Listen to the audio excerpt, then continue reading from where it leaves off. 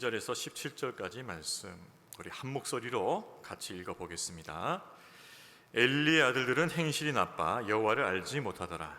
그 제사장들이 백성에 행하는 관습은 이러하니 곧 어떤 사람이 제사를 드리고 그 고기를 삶을 때에 제사장의 사환이 손에 3살 갈고리를 가지고 와서 그것으로 냄비에나 솥에나 큰 솥에나 가마에 찔러 넣어 갈고리에 걸려 나오는 것은 제사장이 자기 것으로 가지되 실로에서 그곳에 온 모든 이스라엘 사람에게 이같이 할 뿐 아니라 기름을 태우기 전에도 제사장의 사환이 와서 제사 드리는 사람에게 이르기를 제사장의 구워드릴 고기를 내라.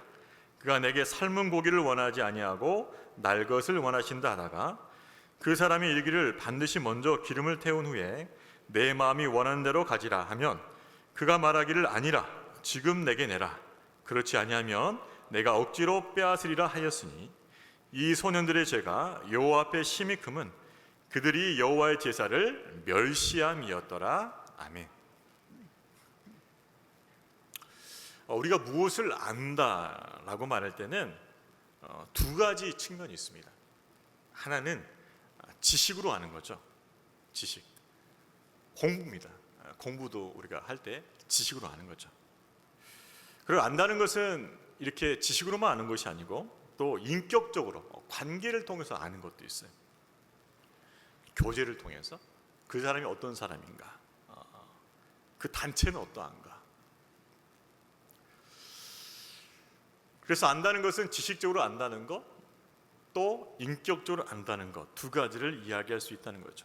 자, 그렇다면 우리가 신앙생활은 분명히 알아야 되는데 우리에게는 어떤 알미 필요합니까? 신앙생활을 한다고 했을 때 그 알미라는 것은 지식적인 것도 필요하겠지만 인격적인 알미 꼭 필요합니다.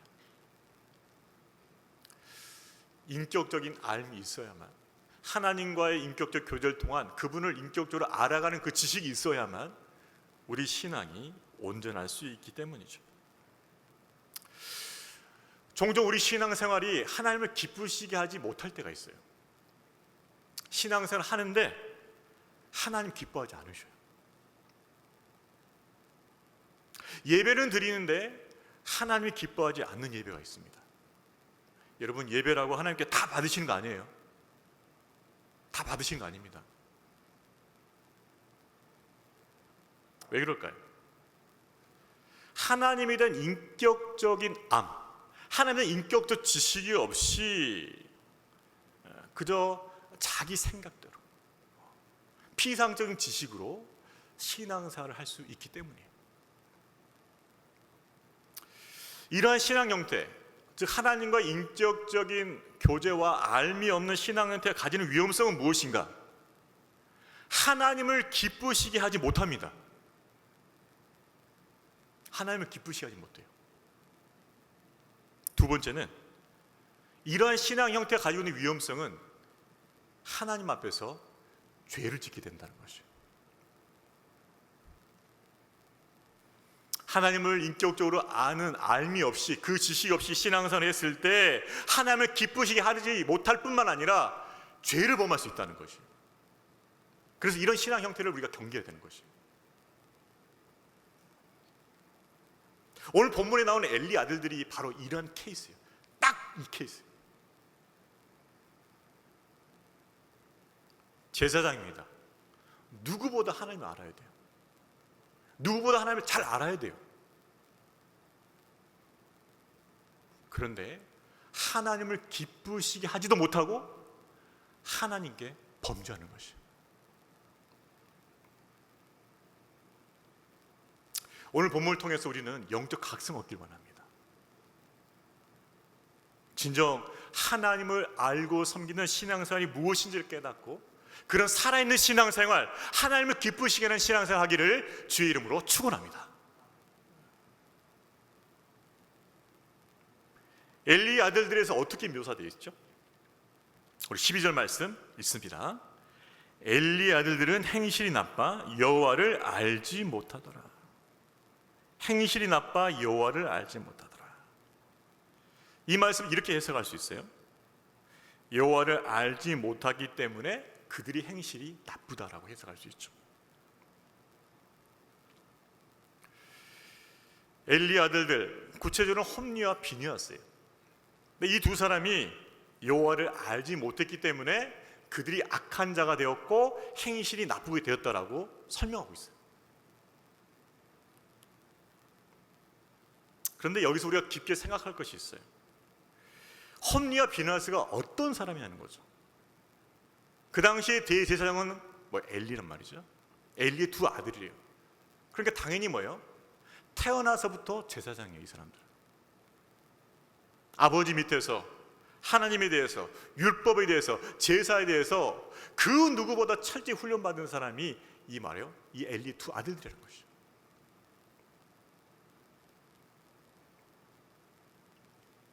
그런데 오늘 본문은 뭐라고 말하고 있습니까? 여호와를 알지 못하더라. 이게 무슨 말이에요?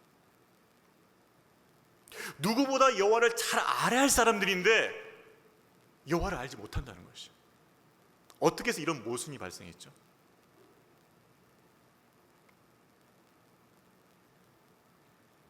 피상적으로 한 것이죠. 하나님이란 존재는 인정해요. 존재는 인정합니다. 그런데 그분을 인격적으로 알지 못해요. 하나님의 율법은 알고 있어요. 배웠어요. 그런데 그 율법을 행하지 않아요. 그래서 모르는 것이에요.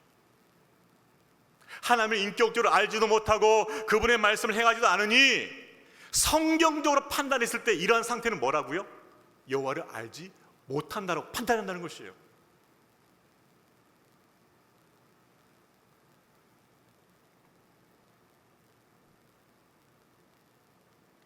결과적으로 그들은 하나님을 알지 못했다는 평가를 받게 되었습니다. 하나님의 존재는 알고 있지만 그분과 인격적 교제가 없어요. 그러니까 당연히 하나님을 경외하는 마음이 없죠. 그리고 하나님 말씀을 지식적으로 알고 있지만은 그분의 뜻대로 살지 않는 것이에요. 성경에서 하나님을 안다라는 것은 그분과의 인격적인 만남을 가지고 그분을 경험하고 그분의 뜻 안에서 사는 것을 의미해요. 그게 안다예요. 안다.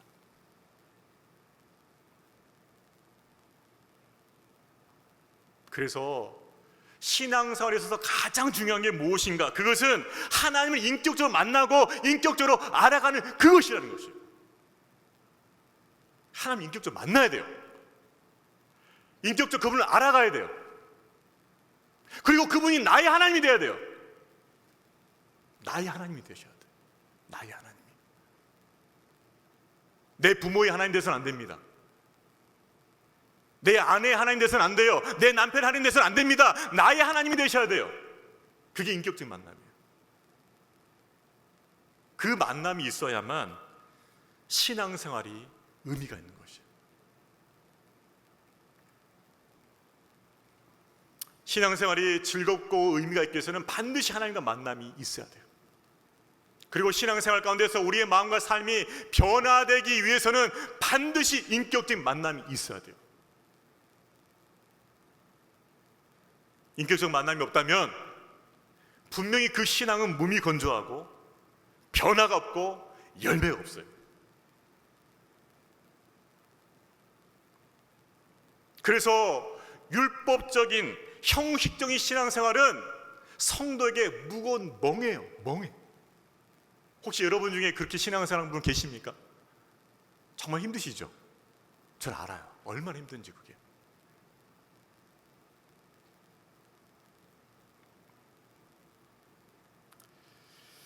어떤 한 분의 고백을 들은 적이 있어요. 자신은 하나님을 인격적으로 만나기 전까지는 절대 전도를 안 했답니다. 전도를 안 했대요. 왜 그랬습니까? 물어봤더니 아니 신앙생활이 이렇게 재미없고 힘든데 왜 다른 사람을 데려와서 그 고생을 시키냐 이 말이에요. 자기 전도할 수 없대요. 내가 재미가 없고 내가 힘들고 내가 버거운데 왜 다른 사람을 전도해서 데려오냐 이 말이지. 나는 이해가 안 된다. 그래서 전도를 안 했다는 거죠. 이해되죠? 뭐가 빠진 거예요? 하나님과 인격적 만남이 빠지니까는 은혜와 생명이 없어요. 그러니까 당연히 이게 뭐예요? 멍해죠, 멍해. 이게 율법적인 신앙생활이에요. 형식적인 신앙생활이에요. 빨리 벗어나야 돼요, 이거.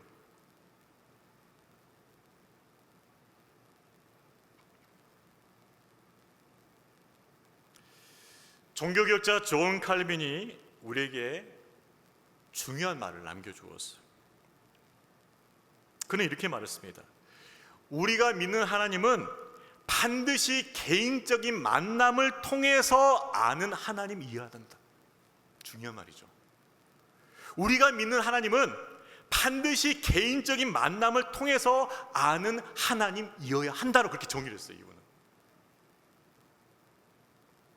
그리고 그렇게 하나님을 인격적으로 만났을 때 그 만남, 그 지식이 주는 효과에 대해서 이렇게 말하고 있죠. 우리 한번 화면을 볼까요? 조금 길 수 있는데 한번 봅시다. 읽어보겠습니다. 우리가 반드시 알아야 되는 하나님에 관한 지식의 효과는 첫째로는 우리에게 경건과 두려움을 가르쳐주는 것이어야 하며, 여기까지 계속 띄워주세요. 우리에게 경건과 두려움을 가르쳐주는 것이 된다. 이게 무슨 말이에요? 진정 하나님과 만남을 가지고 하나님과 인격적 교제를 하게 되면은 하나님을 경외하게 된다는 것이에요. 반드시 경외하게 돼 있어요. 그분을 알게 되니까, 아, 그분은 정말 위대하신 하나님이시구나, 경외하게 된다는 것이에요.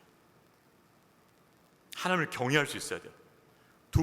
둘째로 읽겠습니다.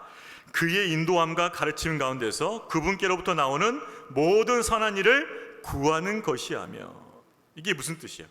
하나님의 선하신 뜻을 구하고 따른다는 것이에요. 진정 하나님과 만남이 있고 그분과 교제가 있다면, 그분을 정말 그렇게 인격적으로 알고 있다면 하나님의 뜻을 구하고 그 뜻을 따른다는 것이에요. 맞죠? 자, 셋째로는 그 선한 일을 이룰 때 그것을 그의 공로로 돌리는 것이다. 뭐죠?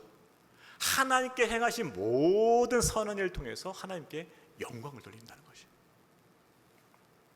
하나님을 경외하고 하나님의 선하신 뜻을 구하고 따르고 하나님께만 영광을 돌리는 것, 이것이 개인적인 만남으로 하나님을 아는 자의 삶의 특징이라는 것이에요.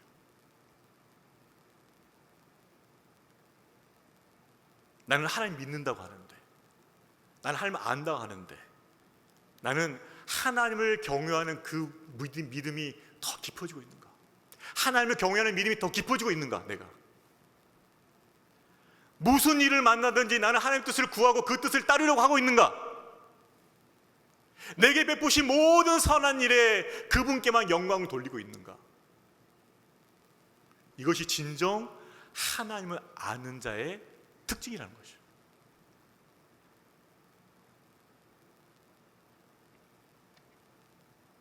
우리가 추구하는 믿음의 삶이 이것이에요. 하나님을 경외하고 그분의 뜻을 구하고 따르며 그분께만 영광 돌리는, 진정 하나님을 아는 이 믿음의 삶을 살 수 있기를 주의 이름으로 축원합니다. 여러분, 우리가 하나님 믿는 신앙으로서 가장 먼저 최우선순위 되어야 할 게 무엇이라고요? 하나님과 인격적이고 생명력 있는 그 관계, 그것을 통해 하나님을 아는 것이에요. 하나님과 인격적이고 생명력 있는 그 관계를 통해서 하나님을 아는 것이에요. 아는 것, 그것이 먼저예요. 그럴 때 하나님을 경외하게 되고 하나님의 뜻을 구하고 따르게 되며 하나님의 영광을 구하게 돼요. 이 모습이 누구에게 발견되어야 했었는가? 엘리의 두 아들들이죠. 그런데 이 두 아들은 이 모습에서 너무나 먼 사람들이에요. 아주 반대에 있어요. 극과 극에 있어요.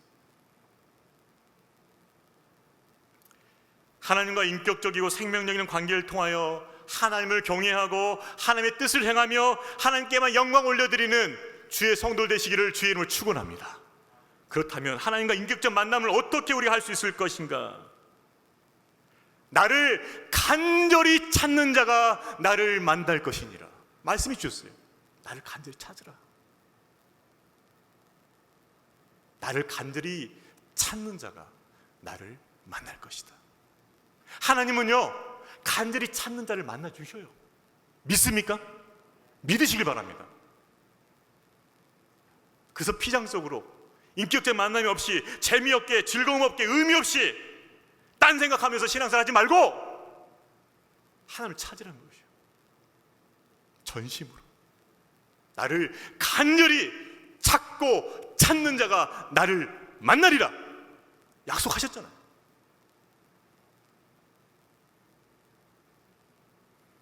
우리가 지금 해야 할 가장 최우선 순위는 하나님을 간절히 찾는 거예요. 찾는 거. 그분을 만나는 것이에요.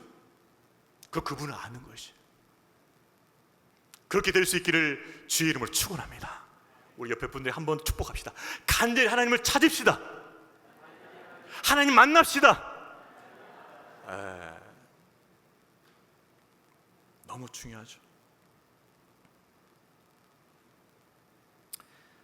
하나님을 인격적으로 알지 못하고 형식적으로 하나님을 경외하지 않는 이 두 아들은 어떤 나쁜 행실을 가졌을까요? 가장 대표적인 것이 예배에 대한 범죄였어요. 우리 13절 14절 말씀 같이 읽겠습니다. 그 제사장들이 백성에 행하는 관습은 이러하니 곧 어떤 사람이 제사를 드리고 그 고기를 삶을 때에 제사장의 사원이 손에 3살 갈고리를 가지고 와서 그것을 냄비에나 솥에나 큰 솥에나 가마에 찔러 넣어 갈고리에 걸려 나오는 것은 제사장이 자기 것으로 가지되 실로에서 그곳에 온 모든 이스라엘 사람에게 이같이 할 뿐 아니라. 제사를 드리고 난 후에 제물을 나눕니다. 어떤 제물은 제사장이 취할 수도 있고 어떤 제물은 제사를 드린 사람이 취할 수도 있어요. 그런데 이들의 문제점은 뭐죠? 무조건 자기가 원하는 대로 다 취하는 것이에요. 여기서 3살 갈고리는 그 솥에 있는 고기를 이렇게 건져낼 때 쓰는 성물이에요. 그런데 그것이 제사장들의 탐욕의 도가 된 것이죠. 번제 같은 경우는 다 태워되기 때문에 제사장에 도라는 것은 가죽뿐이에요. 속죄제는 제사장이 범죄했을 때와 온 회중이 범죄했을 때는 제외하고는 그 고기는 제사장에 돌아갑니다. 속건제도 마찬가지예요. 화목제는 흔들어서 드리는 요제로 드린 가슴과 들어서 드리는 거제로 드린 우편 뒷다리가 제사장에 돌아가게 돼요. 그러니까 여러 종류의 제사가 있는데 그 제사마다 제사장이 취할 목이 다 달라요. 자기가 원하는 대로 그 부위를 가져갈 수 없는 것이 이미 정해졌기 때문에. 그런데 지금 엘리 두 아들이 하는 행위는 뭐죠? 상관없다는 거예요. 그게 뭐 중요하냐는 거예요. 내가 먹고 싶은 거 그냥 건져 먹겠다는 거죠. 얼마나 무도합니까? 모든 제사의 고기를 자기가 원하는 대로 취한 것은 율법의 규정에 어긋나는 것이죠. 그렇게 하면 안 되는 것이죠. 자, 그런데 더 심각한 것이 발생해요. 그들의 악행은 여기서 그치지 않지요. 우리 15절 16절 말씀도 같이 읽겠습니다. 기름을 태우기도 전에 제사장의 사원이 와서 제사 드리는 사람에게 이르기를 제사장에 구워드릴 고기를 내라. 그가 내게 삶은 고기를 원하지 아니하고 날 것을 원하신다 하다가 그 사람이 이르기를 반드시 먼저 기름을 태운 후에 내 마음에 원하는 대로 가지라 하면 그가 말하기를 아니라 지금 내게 내라. 그렇지 아니하면 내가 억지로 빼앗으리라 하였으니. 이게 무슨 말입니까? 제사장에게 제물이 가기 위해서는 반드시 제사 끝나야 돼요. 그런데 제사가 끝나지도 않았는데 뭐예요? 제물을 취해서 가져가 버리는 거죠. 완전히 강도죠. 날강도.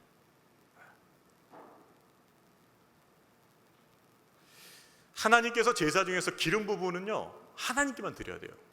그 기름을 태워서 향기로운 냄새가 되었은 화제. 하나님 그걸 기뻐 받으셔요. 그런데 만약 날고기를 취하면 어떻게 되겠습니까? 그 날고기 속에 있는 기름을 누가 가지는 거예요? 지금 제사장이 가지는 거죠.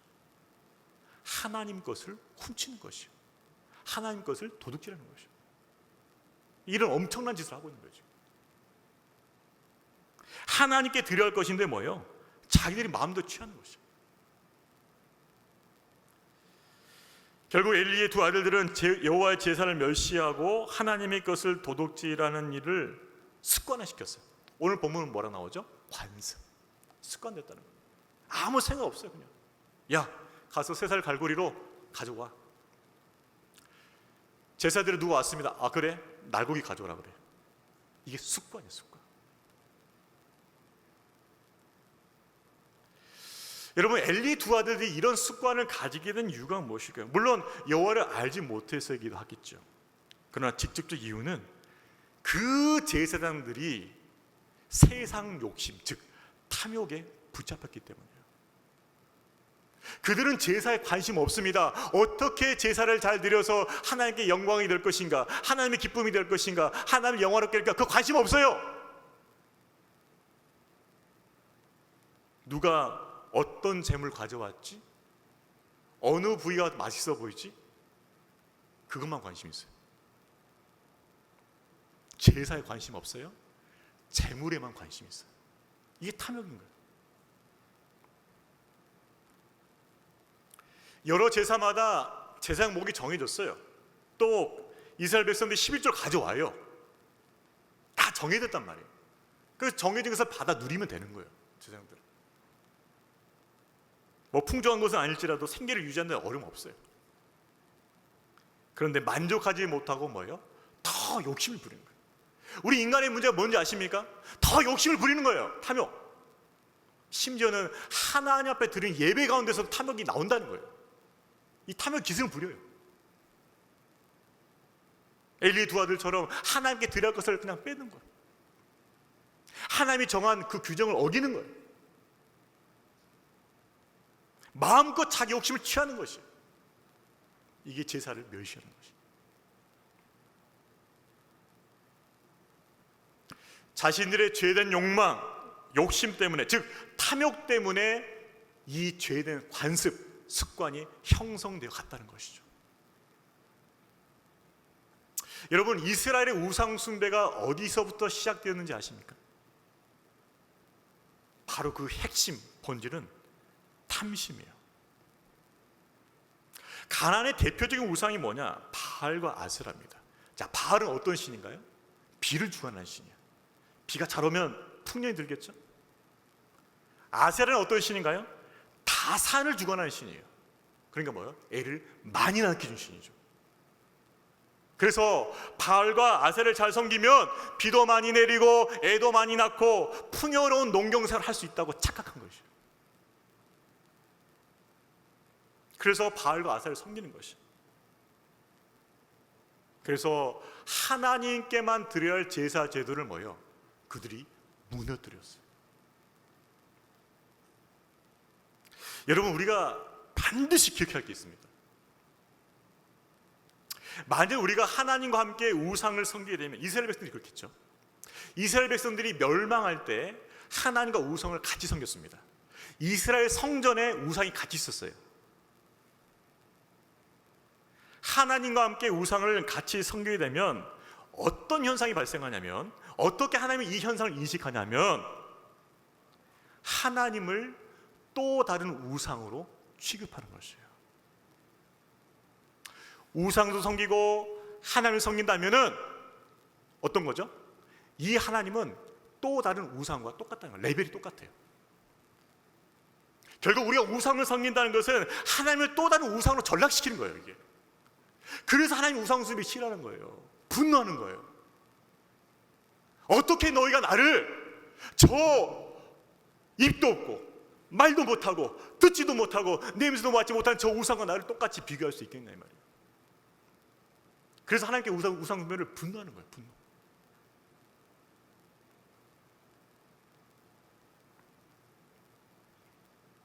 우리가 세상 욕심을 품게 되고 탐심을 품게 되면 우리 삶이 흐트러져요. 그런데 우리 삶이 흐트러진 그 모습이 가장 어디서 정확히 시작되냐 그러면 예배에서 시작됩니다. 내가 세상 욕심 품기 시작하고 탐욕을 품기 시작하면은 반드시 예배가 흐트러지게 돼 있어요.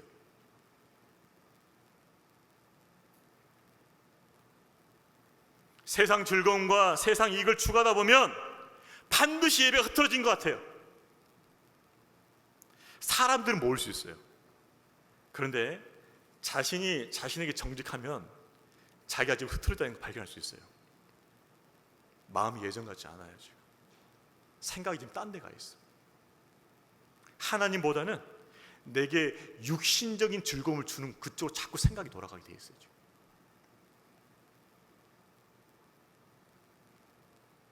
주일 성수도 빼먹기 시작해요. 다른 일이 우선이 됩니다.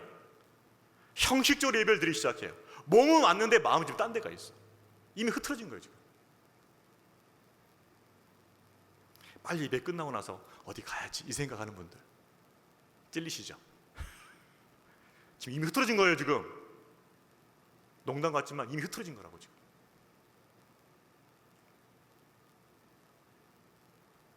하나님 만나는 기쁨보다 세상 즐거움에 마음의 중심이 지금 가 있어요. 뺏겨 있어요. 이미 가 있어.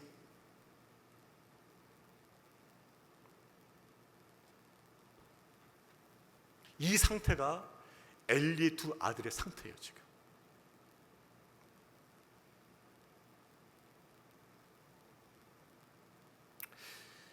우리는 이 엘리의 두 아들의 이 상태를 보면서 우린 정말 자유할 수 있을까요? 개들이나 그러는 거지. 우린 경계해야 됩니다. 내 안에 세상 욕심이 들어오기 시작하고 탐욕이 들어오면서 나의 예배가 흐트릴 수 있다는 그 경계심을 늦춰서는 안 돼요.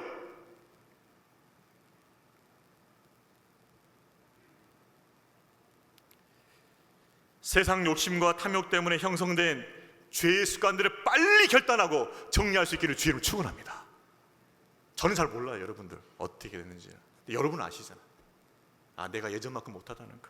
내 마음도 그렇고 내 태도도 그렇고 내가 예배 준비하는 것이나 예배에 대한 나의 마음이 여러분은 아시잖아요. 여러분 빨리 정리하셔야 돼요. 그거.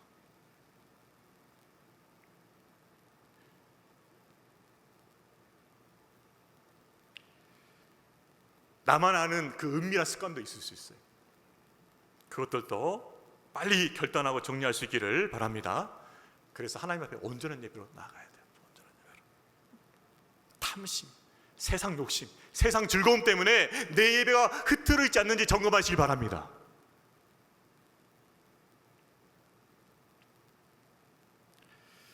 엘리의 아들들은 탐심 때문에 형성된 이 악한 관습으로 인해서 이스라엘의 모든 제사를 지금 망치고 있어요. 그들의 약한 관습에 대해서 성경은 어떻게 말하고 있습니까? 17절 말씀 같이 읽습니다. 이 소년들의 죄가 여호와 앞에 심히 크면 그들이 여호와의 제사를 멸시함이었더라. 어떻게 말하고 있죠? 여호와의 제사를 멸시했다. 그래서 죄가 심히 크다는 것이죠. 이들은 여호와의 제사장으로서 하나님 앞에 거룩하게 드려야 할 제사를 망쳤어요. 멸시했어요. 그들은 자신들의 탐욕으로 말미암아 영적 불감증, 예배 불감증에 빠졌어요. 영적 불감증, 예배 불감증이 지금 빠져 있어요. 여러분, 하나님께서 우리를 왕같은 제사장으로 영적 제사장 불러주셨습니다. 혹시 우리도 영적 불감증에, 예배 불감증에 빠지진 않습니까?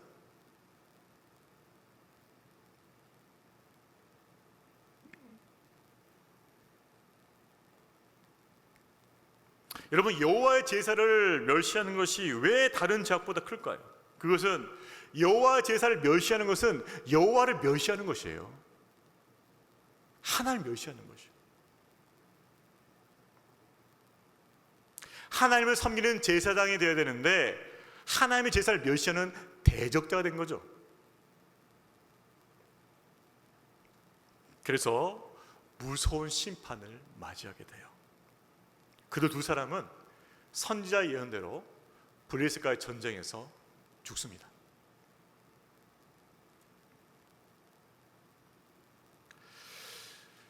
우상 숭배 때문에 북이스라엘이 멸망하죠. 베델과 단에 송아지 우상 섬겼고 바알과 아세라 섬겨 수많은 우상을 섬겼어요.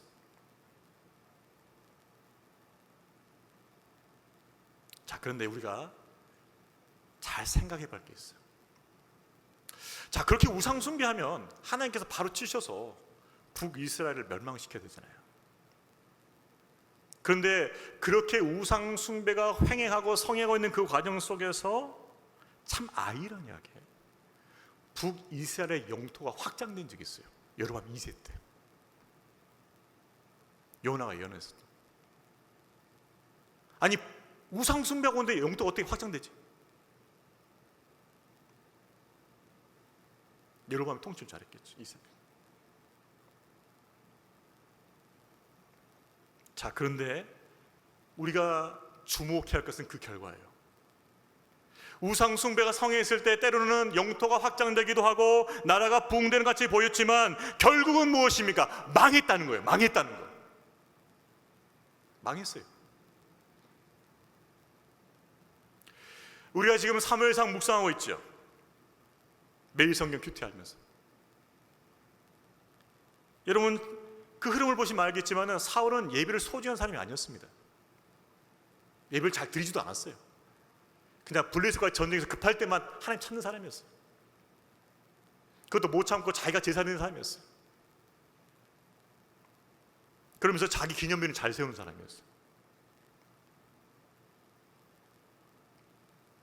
이렇게 하나님을 경외하지도 않고 예배 중심의 삶을 살지 않은 사울에게 또 이상한 아이러니가 발생해요. 사울이 용감하고 힘센 군사들을 모으고 군대를 잘 정비해서 또 주변 민족과 전쟁에서 또 승리하는 거예요.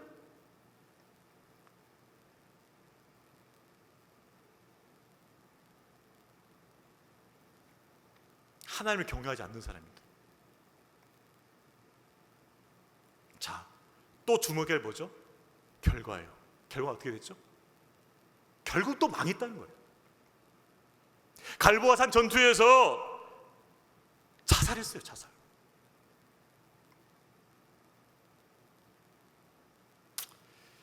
제가 아는 한 분이 오락실 했습니다. 예전에 오락실. 잘 나갔죠. 요즘은 어렵죠. PC방이. 이 오락실 장사에 너무 빠져가지고 예배도 소홀히 하고 그냥 그 돈 버는 재미에 빠져가지고. 죄송합니다. 짭짤하니까. 예배를 소홀히 하고 신앙생활을 안 하고 이런 분이 계셨어요. 목사님 찾아가서 집사님 그러시면 안 돼요. 그럼 오락실 하나님 기뻐하지 않는 것 같아요. 그 애들 맨날 와가지고 술 담배 피우고 이러는 건데. 권면했는데도 아이 목사님 무슨 말씀이세요? 이게 돈을 얼마나 벌어주는 건데. 돈 잘 벌었어요. 오락실 하면서. 그런데 결국은 어떻게 됐죠? 결국 망했어요. 불났어요. 불타버렸어요. 오락실이.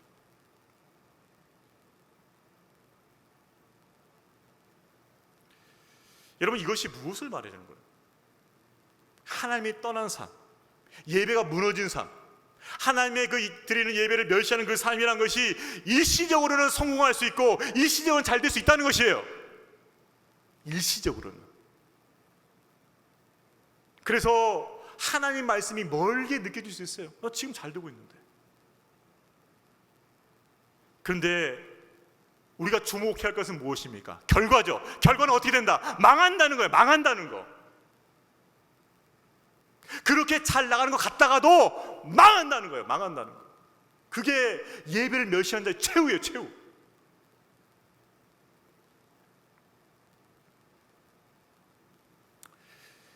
성경에서 나타나는 악인들의 특징이 있어요.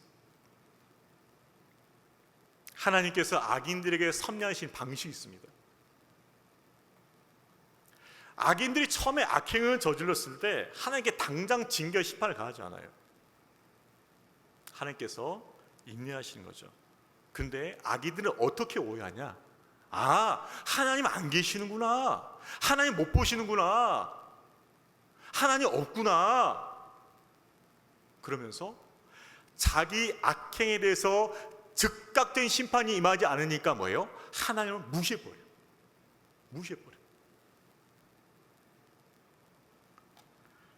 그리고 하나님께서 분명히 경고하시는 말씀을 줬는데 그 말씀은 사실이 아닐까라고 믿어요.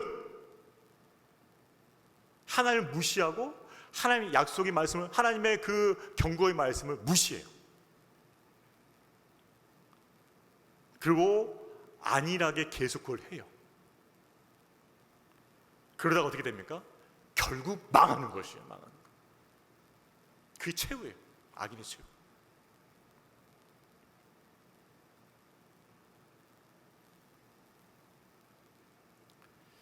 여러분, 당장 예배를 멸시하면 당장 큰 문제가 발생하지 않을 수 있어요.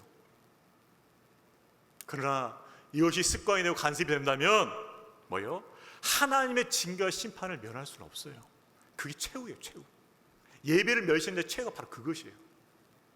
북이스라엘이 망했던 것처럼, 사울이 망했던 것처럼, 오락실 주인이 망했던 것처럼, 엘리 두 아들이 망했던 것처럼 다 망하는 것이에요.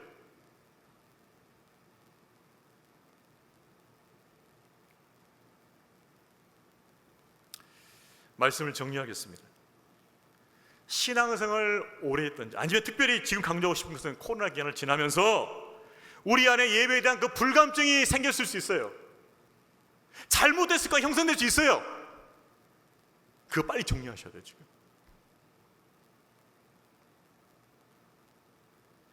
이것들을 빨리 정리하고 깨고 새로운 마음으로 예배 드릴 수 있기를 주의 이름으로 축원합니다.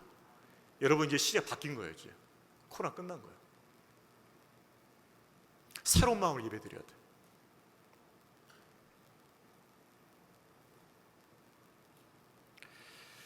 코로나가 정리돼 가면서 하나님께서 분명히 회복과 부흥의 때를 주실 것입니다.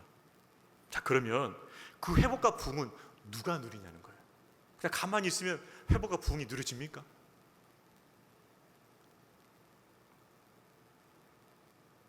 그 회복과 부흥은 하나님 앞에 진실하게 드리는 그 예배의 자리에서 시작될 줄로 믿습니다. 진실한 예배에서 시작돼요. 예배에서.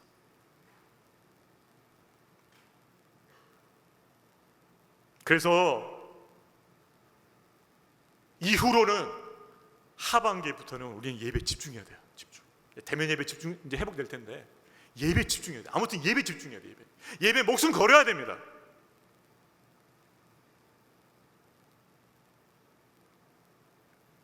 예배 목숨 걸어야 돼요. 예배 자리에 돌아와야 돼요. 지금 예배 자리에 안 돌아본 분 계시죠? 다 돌아오게 만들어야 돼요. 이 자리에 와 있어야 돼. 지금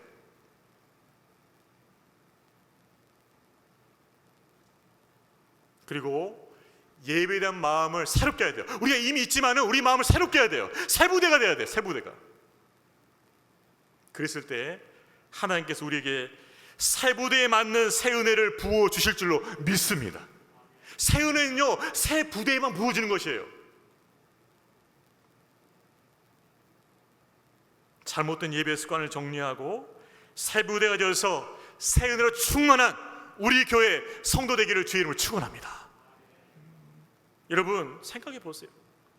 제가 왜 사도행전 강의를 멈추고 이걸 했겠어요? 하나님의 특별한 메시지예요. 예배를 회복하라는 것이에요. 여러분이 예배를 회복해야 되고 새 마음으로 회복해야 되고, 지금 예배되지 않는 자들, 예배 자리에 와 있지 않는 자들도 예배를 회복이 될 줄로 믿습니다. 예배 회복돼야 돼요. 예배가.